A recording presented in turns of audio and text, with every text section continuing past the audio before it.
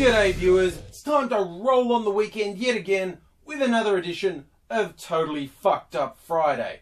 I want to start this week looking at some of the ongoing issues that are happening in the US with anti-abortion laws being passed. From the outside, this is more than a tad freaky. In the land of the free, you can choose anything. The government can't get in your way unless it can. And it's the hypocrisy of this that blows my mind. Not so much that there are people who want to ban abortion. There's always someone who wants to ban something. But what blows my mind, and I think what a lot of observers are confused by this, the loudest voices saying, we've got to ban abortion, are the same voices who say, government can't interfere in people's lives. And their brains don't explode. This is what I don't get. That people can have these two completely opposing views. That they can shout these two completely opposing views. And they don't suffer a fatal stroke from the pressure that it puts on your brain. I read a lot of news online, and it seems like every other week at least, I see a new article that says, this state is now going to introduce the most repressive anti-abortion laws. It's like there's a competition to outdo each other. And the latest is Michigan, I think. It's just craziness. This shit keeps happening. And it's, again, like I said, I am extremely pro-choice. I think people should be able to choose that aspect of their lives. You know, it's a fairly personal thing. It's a fairly big decision. But the fact that the people who are pushing it push at the same time, government, stay out of people's lives. It's fucking insane. How do these people not realise that everyone can see they're fucking lying? And the really mind-blowing bit, it's because the Democrats and their supporters are making a fair bit of mileage with this in the US, saying it's the Republicans' war against women. And you get the Republicans and their mouthpieces like Fox News going, there's no war on women. You're making it. The laws, they're on the books. How can you say something so blatantly untrue? How can you be just so extraordinarily hypocritical? It's totally fucked up. This is absolutely insane. I just wish... I have a lot of respect for people that I disagree with, but they are consistent. What I really can't stand are hypocrites. And that's often with people who spout views that I agree with, even though when they're ignorant, fucking obnoxious hypocrites, I can't stand it. But, you know, it's not that confusing. Either stop saying you want to stop women from having an abortion, or stop saying government's not allowed to interfere in people's lives. They're mutually fucking exclusive. You can't believe both. Oh. Well, while I was looking at these stories, I actually got a little bit of good news. It was in Turkey. I have quite a few online friends in Turkey, and they're often telling me Turkey is a secular state. Islam is the dominant religion in Turkey, but it is a secular government, in name at least. Friends of mine are often at least coming to verbal disagreements with people, and they have found that speaking out against the clerics who want to have more control over government can get you into a bit of trouble. And there have been pushes to make abortion illegal in Turkey. And you might say, yeah, well, that's what the Muslims do. See, they're bad. It's them as well. But a group of men have risen up to speak out against anti-women activity in Turkey, speak out against violence against women, and now they're speaking out against the pushes to ban abortion. On the belief that some men need to stand up and say, no, actually, what you guys over there are saying about how you have to control women's life, that is bullshit. I particularly love their name. They call themselves the Irritated Men. Now, that's probably a translation. The word may actually mean something different in Turkish. But I really like that part of it. These guys standing up and taking a stand and saying, no, shut the fuck up and stay out of women's lives and stop, attacking women, stop doing all these negative things to women. We are the Irritated Men.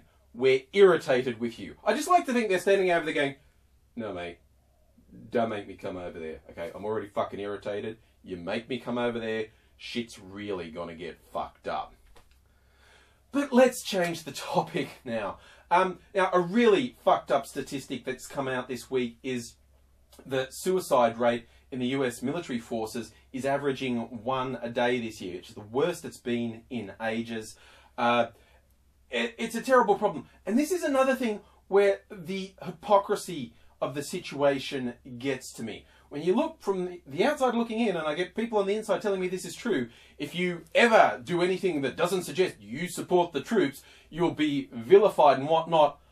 But at the same time, they're not actually supporting the troops. It appears the politicians, they're real keen to support the arms manufacturers. They're real keen to support the political structure. But actual veterans and serving service people, if they actually need something, if they actually want something, they get told to fuck right off. And I get told this by a few insiders. Little bit of trivia. Wangafat Wednesday, the term, who am I not giving a fuck about today, was invented by a veteran, my friend Mac, who lives in West by God, Virginia. It's hilarious that someone so obviously left-wing and mouthy as me makes friends with people who are on the extreme conservative side, but just people who are consistent and say, no, speak your mind, get out there and say it, and I'll defend your right to say it. And like I said, I have a lot more respect for people I disagree with who are consistent than I do for people I agree with who are hypocrites. Let's not even start on the people who I disagree with who are hypocrites. That really fucking makes my blood boil. But there's so many stories about the lack of support for service people in this whole support the troops environment. I mean, for fuck's sake, one of the generals actually made a blog post saying his method of addressing the problem of suicide in the services was to say, act like an adult. Yeah, because if you're thinking of suicide, you're just a big baby. Surprise, surprise, that was actually removed, that blog post, and everyone in the brass, including I think it was the Joint Chief of Staff, said, no, that guy was a fucking idiot, that was a stupid thing to say. But it's typical of the mentality, like, yes, look, here's a counselling service, here's an anonymous line, but permeating through the service is, no, if you need help, there's something fucking wrong with you.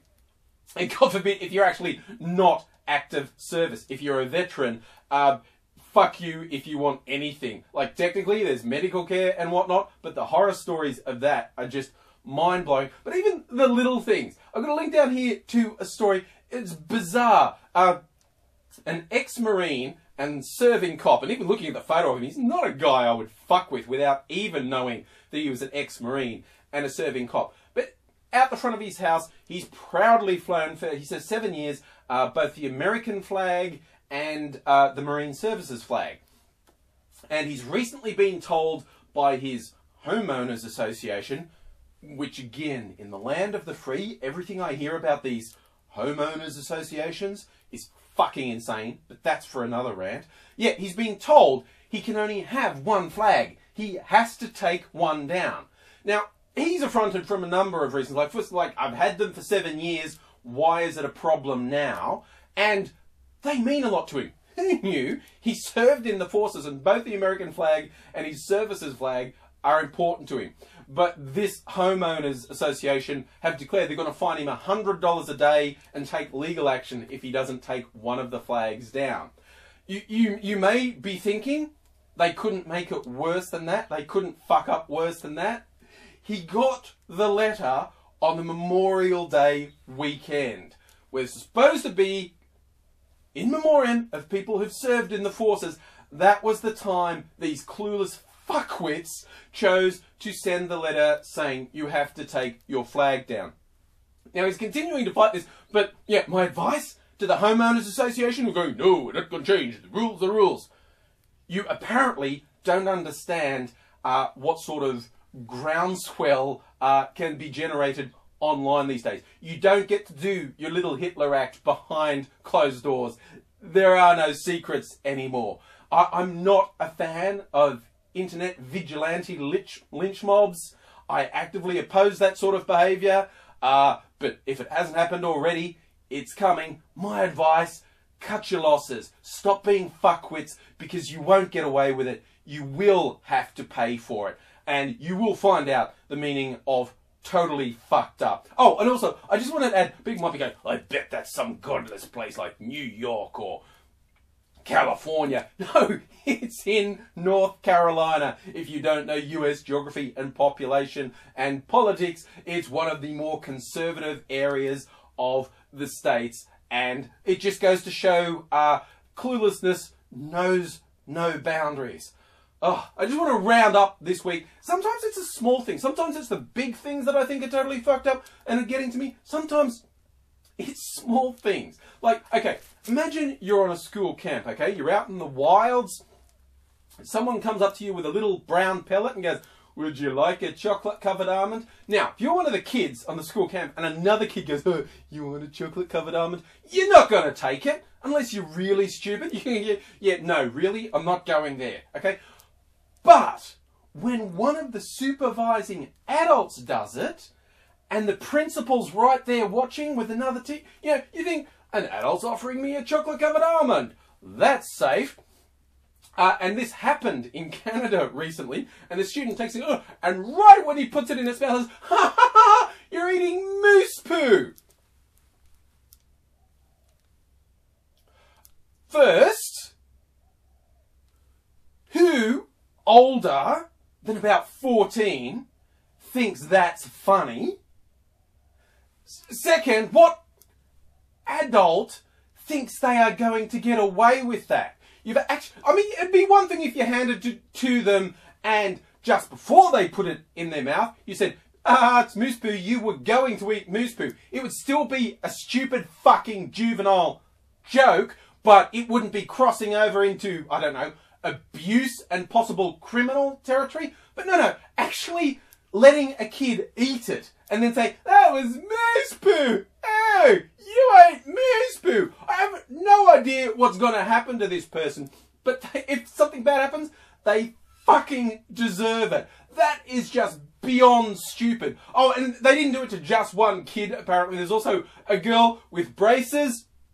Yep, you know what's happening. And they let her chew it up, and after they told her, she couldn't just spit it out because it was stuck in her braces.